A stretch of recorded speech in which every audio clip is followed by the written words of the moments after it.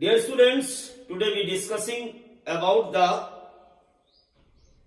new chapter in human physiology, digestion.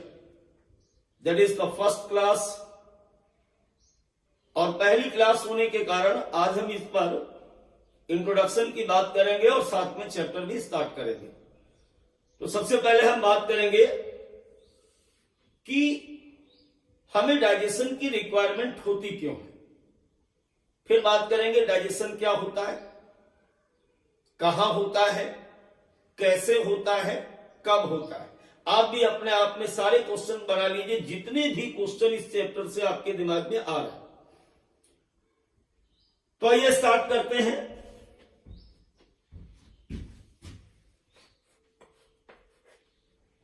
Everybody know that about the livings, सजीव।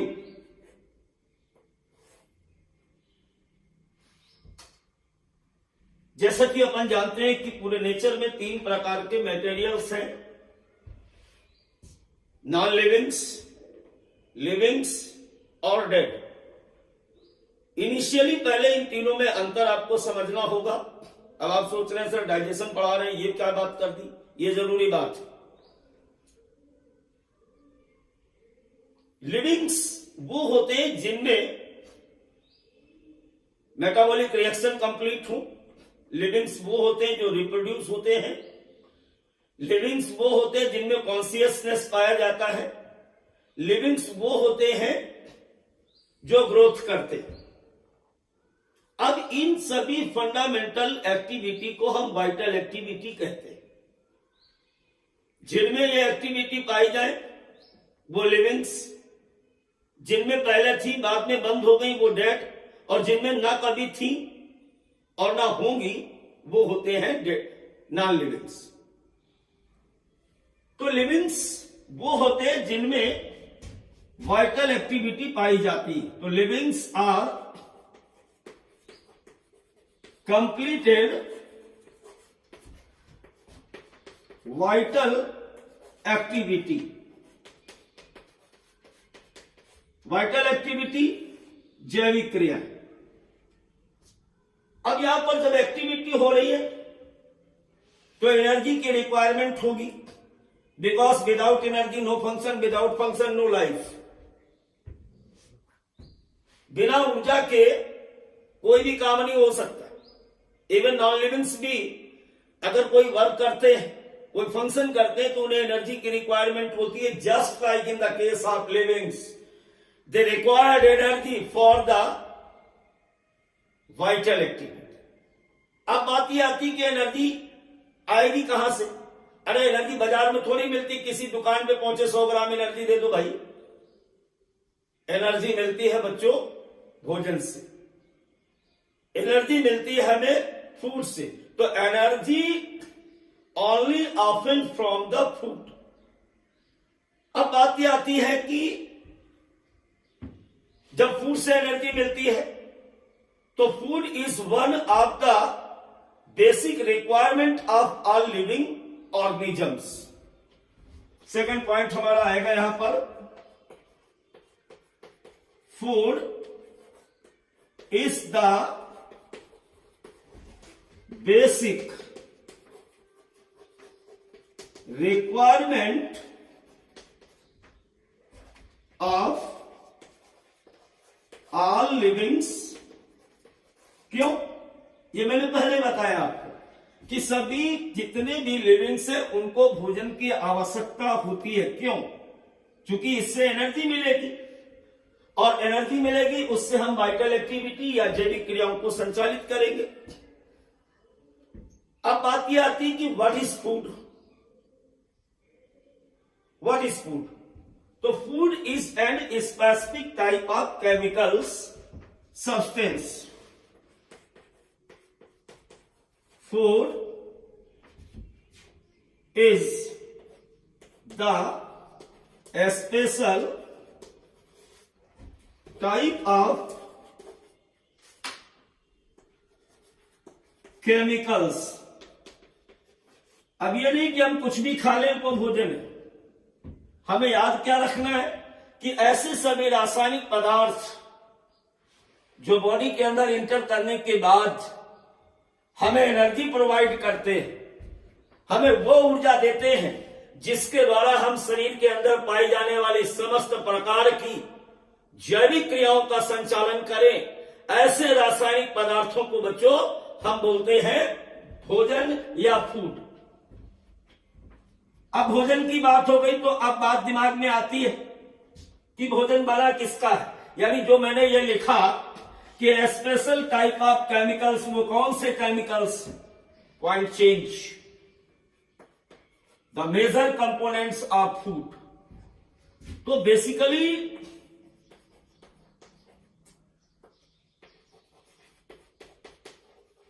जिन रासायनिक पदार्थों को किसी भी लिविंग्स के द्वारा एज ए फूड गेन किया जाता है,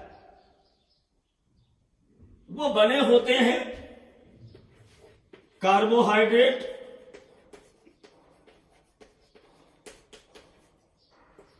फैट, प्रोटीन,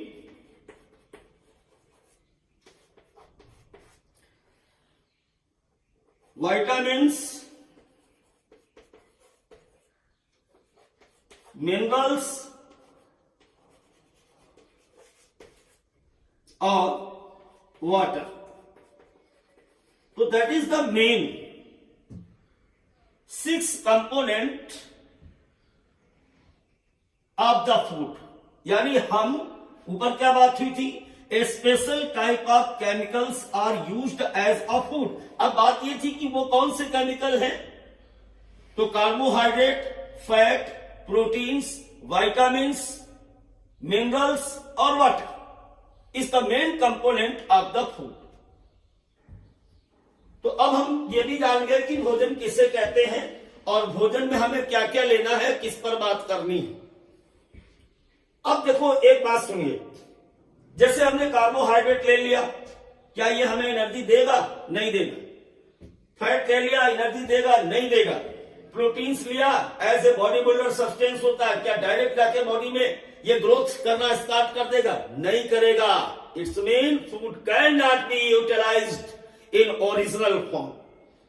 फूड पॉइंट देखिए यहां पर, food can not be utilized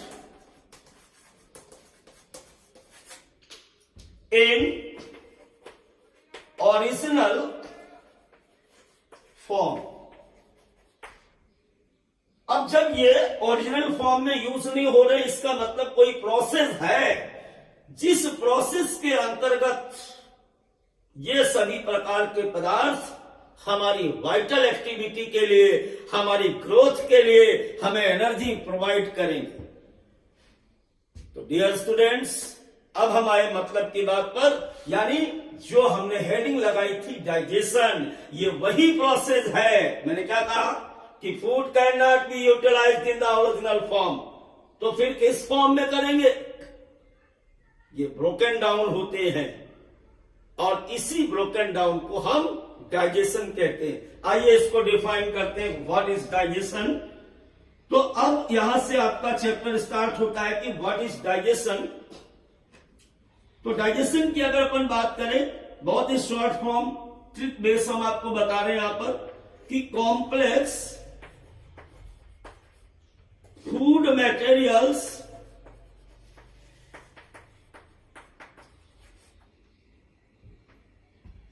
are broken down in the simple food materials। जटिल कार्बनिक पदार्थों का सरल कार्बनिक पदार्थों में टूटने की घटना को पाचन कहते हैं। अब देखो ये वाली बात होती कहां है। पहला तो पॉइंट की डाइजेशन क्या है, is a specific type of process present in our body in case of this complicated food particles are broken down in the simple food materials or particles। New question, कहां पे complete होता है? तो take place in the alimentary canal.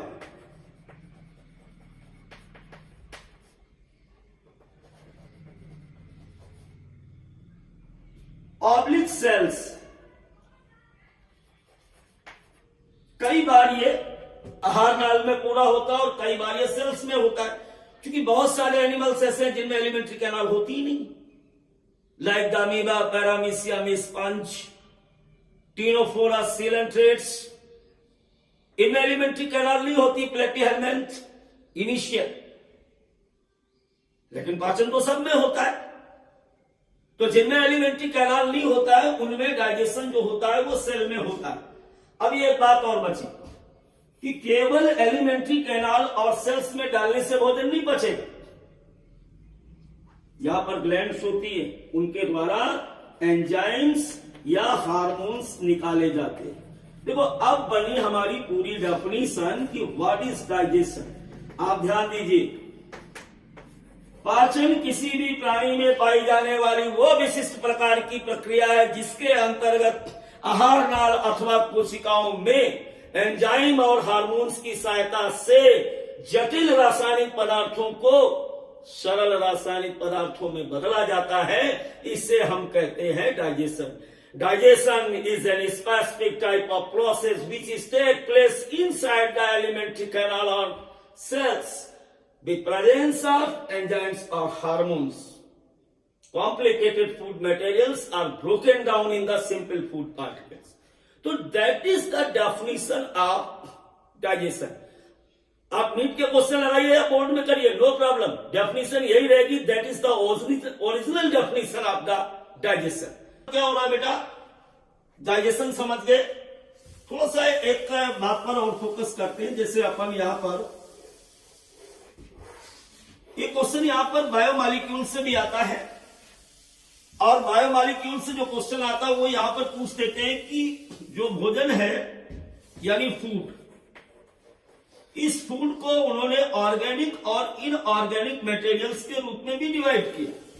तो अगर organic में पूछा जाए आपसे, तो आप सभी वैसे जानते हैं कि कार्बोहाइड्रेट, फैट और प्रोटीन्स, ये जो तीनों और विटामिन्स, जो 4 कंपोनेंट्स होते हैं, that is the organic form of food, जबकि minerals and water is the inorganic form of food. चलिए अब चैप्टर को आगे बढ़ाते हैं। तो जैसा कि अभी अब तक आपने देखा कौन कौन से कंपोनेंट पाए जाते हैं भोजन में, और ऑर्गेनिक और इनऑर्गेनिक कौन कौन से केमिकल सब्सटेंस भोजन के रूप में यूज किए जाते हैं। अब अगर हम बात करें कार्बोहाइड्रेट,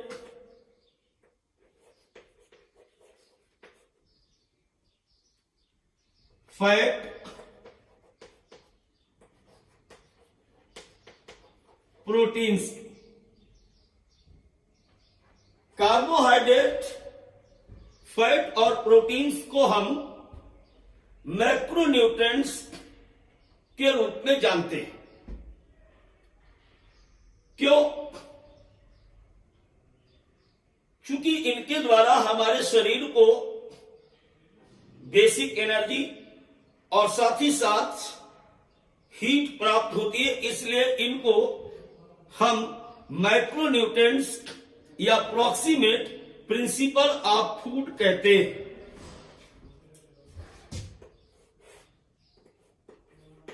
इस the macronutrients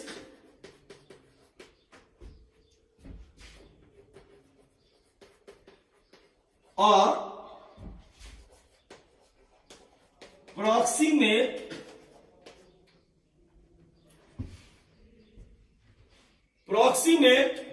principle of food कहा जाता है।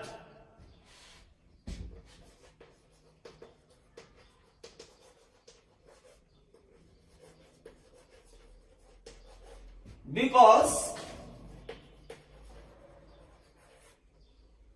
they provided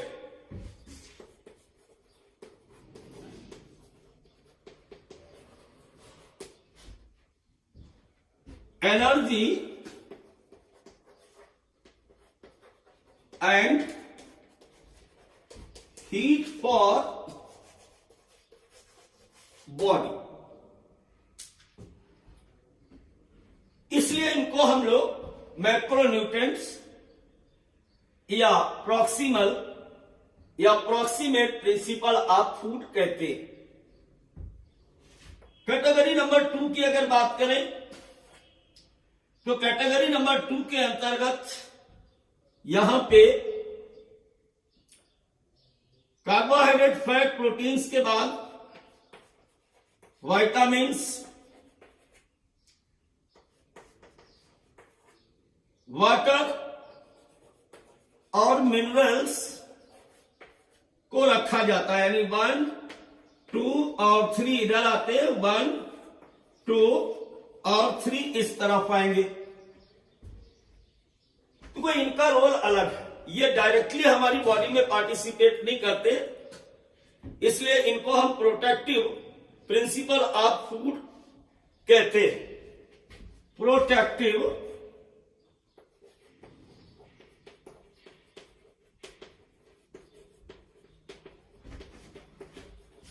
principle of food कहा जाता है।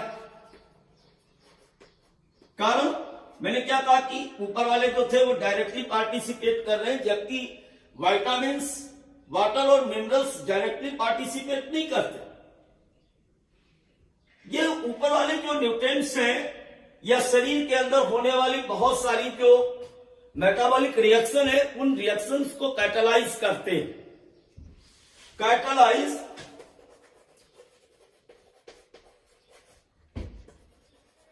मेटाबॉलिक रिएक्शन, क्योंकि जब तक रिएक्शन अपने टाइम पे पूरी नहीं होगी, बहुत सारे मिनरल्स आप जानते हो जब तक नहीं प्रेजेंस होंगे तो डिफिशियंसी डिजीज हो जाती है। इसी प्रकार विटामिन्स जो होते हैं वो भी एज ए कैटालिस्ट वर्क करते हैं, और पानी जो होता है यूनिवर्सल सॉल्वेंट है बॉडी में, तो they also provided very very important role in the living body as a food materials. To catalyze metabolic reaction and protected with disease, deficiency disease कह सकते हैं। तो ये थी बच्चों हमारी फूड मटेरियल्स पर बात। अब हम बात को आगे बढ़ाएंगे और यहां से हम बात करेंगे टाइप ऑफ डाइजेशन की। देखिए, जैसा कि मैं अभी कह रहा था आप लोगों से कि टाइप ऑफ डाइजेशन का मतलब क्या हो जाएगा। डाइजेशन क्या था, एक बार फिर मैं कह देता हूं, डेफिनेशन बोल देता हूं। जटिल कार्बनिक या अकार्बनिक पदार्थों को एलिमेंट्री कैनाल या सेल के अंदर, देखो यहीं पर वेरिएशन आ रहा है, एलिमेंट्री कैनाल या सेल के अंदर सरल कार्बनिक पदार्थों में बदलने की जो प्रक्रिया है, उस प्रक्रिया को हम डाइजेशन कहते हैं। अब बात यह आ रही कि एलिमेंट्री कैनाल में डाइजेस्ट हो रहा है या सेल में डाइजेस्ट हो रहा है, इसी के आधार पर हम डाइजेशन को 2 भागों में बांटते हैं। यानी अब हम बात करते हैं टाइप ऑफ डाइजेशन की। टाइप ऑफ डाइजेशन, और ये टाइप क्या, basis on the site of digestion, यानी पाचन हो कहां पे रहा है इसके according. Because we know that कि जितने भी एनिमल्स है सभी में एलिमेंट्री कैनाल नहीं है, कुछ में है कुछ में नहीं है। तो जिनमें है उनमें कैसा होता है और जिनमें नहीं है उनमें कैसा होता है, हमने बेसिस इस बात को बनाया है, यानी साइट ऑफ डाइजेशन। अब साइट ऑफ डाइजेशन के अकॉर्डिंग जैसे की बात की तो if point number 1, if digestion take place in the cell, अब इसे क्या बोलते हैं, इंट्रा सेलुलर डाइजेशन। ध्यान रखें, ये सभी ऐसे एनिमल्स में पाया जाता है जिनमें एलिमेंट्री कैनाल नहीं होती, जिनमें आहार नाल नहीं पाई जाती है, ऐसे सभी जंतुओं में, क्योंकि मैंने क्या लिखा, take place within the cell. Like example की अगर बात करें, प्रोटोजोन्स, पोरिफेरस, सीलेंट्रेट्स और इनिशियल प्लेटेहेल्मिन्थीस। कुछ प्लेटेहेल्मिन्थीस में एलिमेंट्री कैनाल बनने स्टार्ट हो जाती है और कुछ में नहीं होती। अपन पॉइंट नंबर 2 की अगर बात करें तो if digestion take place inside the alimentary canal,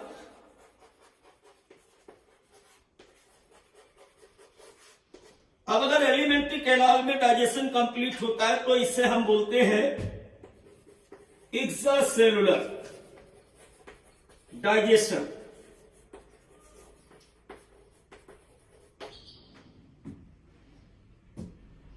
ध्यान दें, एलिमेंट्री कैनाल, अब एक्स्ट्रासेलुलर क्यों कहा गया, क्योंकि एलिमेंट्री कैनाल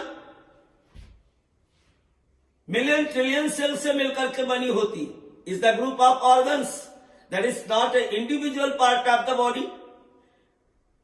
ये सिस्टम है,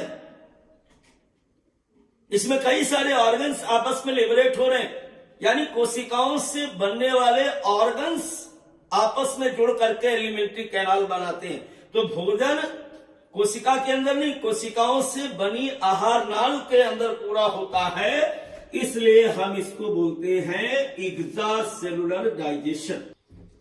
अब चैप्टर को डिटेल में स्टार्ट करते हैं। इंट्रोडक्शन समाप्त हुआ, यहां से हम बात करेंगे ह्यूमन डाइजेस्टिव सिस्टम की।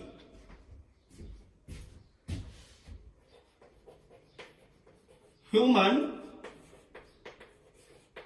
डाइजेस्टिव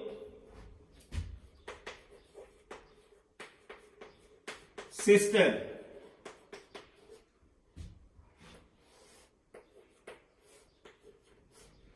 देखिए, अन्य प्राणियों की तरह ह्यूमन भी एक प्रकार का लिविंग है, सबसे विकसित well developed animal kingdom phylum chordata के क्लास मेमेलिया ऑर्डर प्राइमेटा का एक सदस्य है, यानी इसमें जो कुछ भी है सब कुछ वेल डेवलप्ड। अब देखिए, यहां पर मैंने हेडिंग डाली है ह्यूमन डाइजेस्टिव सिस्टम। डाइजेस्टिव का रिलेशन डाइजेशन से, सिस्टम के बारे में पहले हम थोड़ी सी बात करें। यह सिस्टम क्या होता है, हिंदी में तंत्र कहते हैं। जब किसी एक कार्य को करने के लिए एक से अधिक कंपोनेंट की रिक्वायरमेंट होती है, यानी सारे के सारे कंपोनेंट्स एक ही वे में काम करते हैं, तो उसे हम एक सिस्टम कहते हैं। इसमें कितने भी ऑर्गन पाए जाएं, कितने भी ग्लैंड्स पाए जाएं, लेकिन सबका वे एक ही है, जटिल कार्बनिक पदार्थों को तोड़ करके सरल कार्बनिक पदार्थों में बदलना। इसलिए इसे एक सिस्टम बोला गया। मतलब ये घटनाक्रम किसी एक ऑर्गन्स में, किसी एक सेल में पूरी नहीं होगी, बल्कि इसमें बहुत सारे ऑर्गन्स, कई सारी ग्लैंड्स, कई सारे सिक्रीटरी मटेरियल्स मिलेंगे, लेकिन ओवरऑल फंक्शन क्या होगा, break down of complex food material in the simple food material. इसलिए इसे हम बोलते हैं सिस्टम। अब अगर पर्टिकुलरली हम ह्यूमन की बात करें तो ह्यूमन डाइजेशन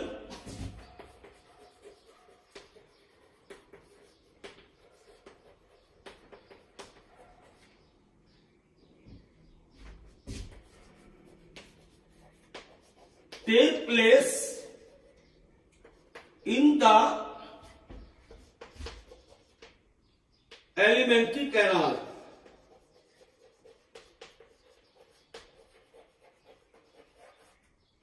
अब पीछे क्या बात बताई थी मैंने कि जब भी भोजन एलिमेंट्री कैनाल में डाइजेस्ट होता है तो हम इसे बोलते हैं extracellular type of digestion.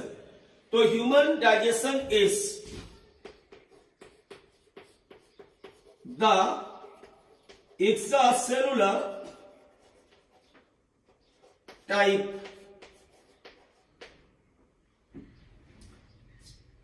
अब देखिए बात यहां पर आ गई कि completed in the alimentary canal. अब ये एलिमेंट्री कैनाल क्या होती है, चलो इसे भी डिफाइन करते हैं। Alimentary canal is the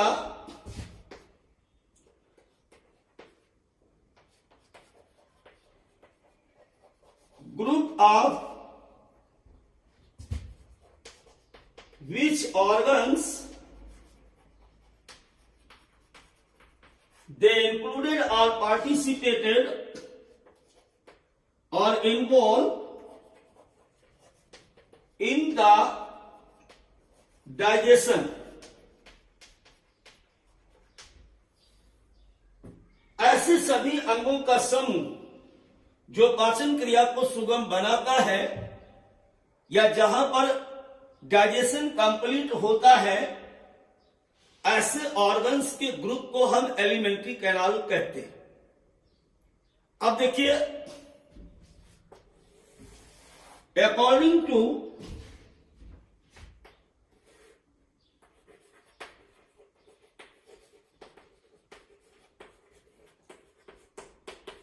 site of digestion,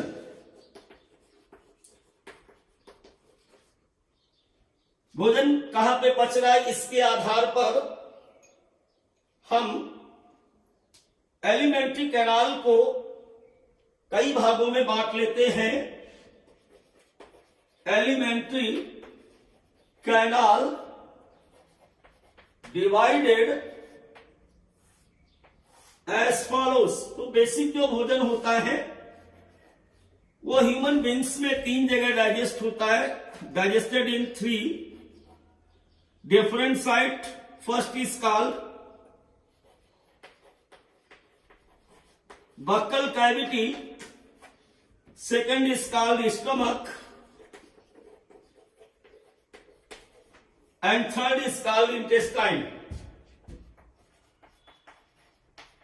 एक बार हिंदी में फिर से बात को सुन लें कि आहार नाल उन तमाम अंगों का समूह है जहां पर भोजन को पचाया जाता है और भोजन के पाचन के स्थान के आधार पर एलिमेंट्री कैनाल या आहार नाल को 3 भागों में बांटते हैं।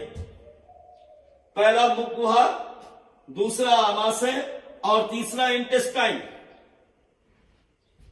अब अगर बक्कल कैविटी की बात करें तो बक्कल कैविटी में भी 2 पार्ट होते हैं।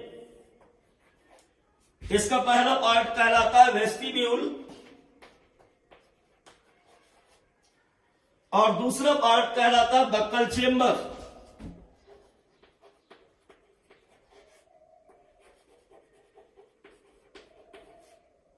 बक्कल चेम्बर के अंदर teeth, roof of buccal chamber is called the palette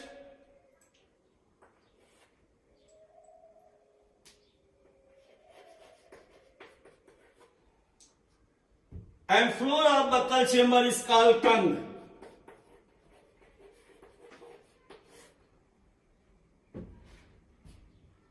teeth और लिप्स के बीच का जो इनिशियल गैप होता है वो वेस्टिब्यूल है, यानी ये रीजन कह सकते हैं टीथ और इसके बीच का।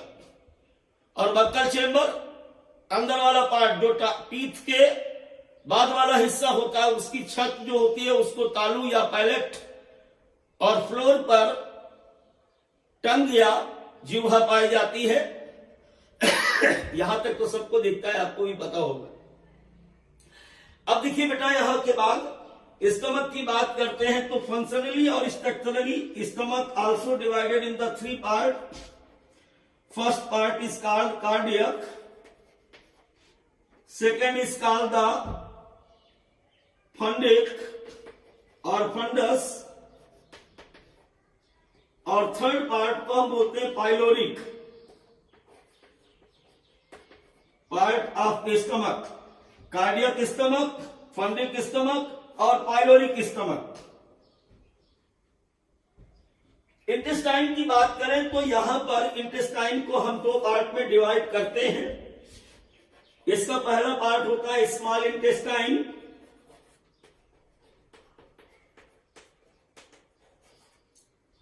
और दूसरा पार्ट होता है जिसे हम कहते हैं लार्ज इंटेस्टाइन।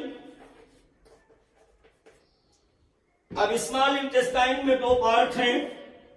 एक इसका पार्ट कहलाता है ड्यूडिनम और दूसरा पार्ट इसका कहलाता है जेजुनम, और थर्ड पार्ट कहलाता है इलियम।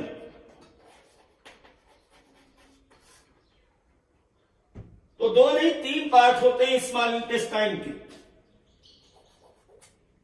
ड्यूडिनम, इलियम और जेजुनम। जबकि लार्ज इंटेस्टाइन की अगर अपन बात करें तो इसमें सीकम, कोलन, रेक्टम, ये 3 पार्ट होते हैं। एडिशनल पार्ट के रूप में कुछ किताबें वर्मीफॉर्म अपेंडिक्स और एनएस को भी लिखते हैं। तो that is the alimentary canal. एक बार फिर से हमारी बात को ध्यान से सुनेंगे कि alimentary canal is the bunch of all which organs they are involve in the digestion. That is not the individual organs of the body, is the bunch of organs. If lips, teeth, tongue, palate, epiglottis, esophagus, cardiac, fundic, pyloric, stomach, cecum, colon, rectum, anus, vermiform appendix are bunched together, associated together for the digestion of food. तो इस पूरे अंगों के समूह को हम आहार नाल या एलिमेंट्री कैनाल कहते हैं। टंग के बाद यहां पर एक पॉइंट और बढ़ा ले, एसोफेगस।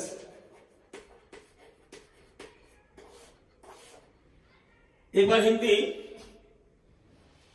क्या करोगे, हिंदी यार, ठीक। अब एलिमेंट्री कैनाल आप समझ गए कि group of the all which organs they are included in the digestion called alimentary canal. अब बात चल रही ह्यूमन डाइजेशन की, तो ह्यूमन में अब हम आपको विजुअलाइज कराते हैं फिगर के द्वारा कि किस प्रकार से एलिमेंट्री कैनाल हमारी बॉडी में अरेंज होती है और कौन कौन से पार्ट किस प्रकार से व्यवस्थित होते हैं। ऑलरेडी बता दिया, lips, teeth, tongue, palate, epiglottis, oesophagus, cardiac, fundic, pyloric, stomach, duodenum, jejunum, ileum, caecum, colon, rectum और एनस, वर्मीफॉर्म अपेंडिक्स। इतने सारे पार्ट हैं एलिमेंट्री कैनाल में। अब देखो इसको फिगर में देखते हैं, आइडेंटिफाई करते हैं कौन सा पार्ट कहां पे पाया जाता है। तो इस the mouth is guarded by 2 movable lips just behind the mouth। यहां पे सपोज करो ये इज द टीथ और इसके पीछे यहां पर ये ऐसे टंग पाई जाती है। अलग अलग डिटेल स्टडी हम करेंगे बाद में। तो माउथ के बाद का हिस्सा जो है ये वेस्टिब्यूल, और ये पार्ट जो है इसे हम बोलते हैं बक्कल चेम्बर।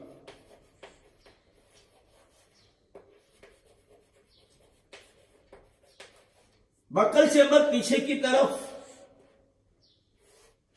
फायरिंग्स में खुलता है, जिसे ओरोफायरिंग्स भी कहते हैं,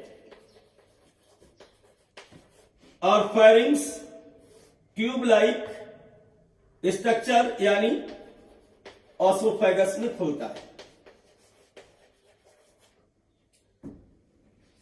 ऑसोफेगस, स्टमक,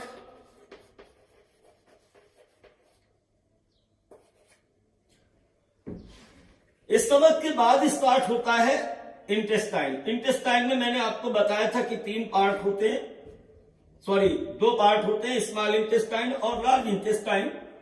तो पहले हम शुरू करते हैं स्मॉल इंटेस्टाइन यानी ड्यूडेनम, जेजुनम और इलियम।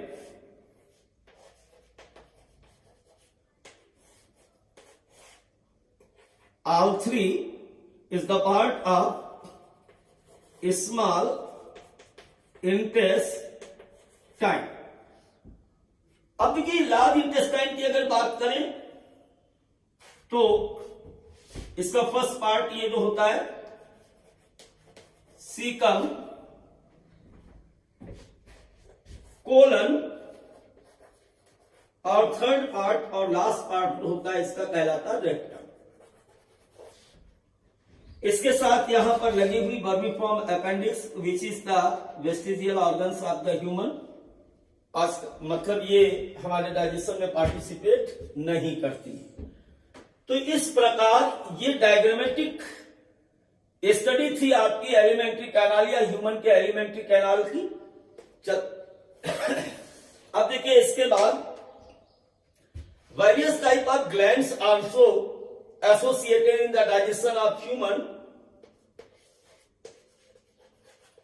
Salivary gland,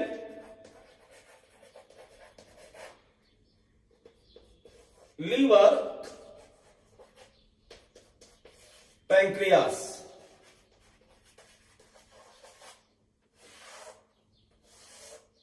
अब यहां से हम चैप्टर को डिटेल स्टडी में ले चलेंगे, एक एक इंडिविजुअल इन सब के बारे में स्टडी की जाएगी, नीट के सारे क्वेश्चन निकाले जाएंगे।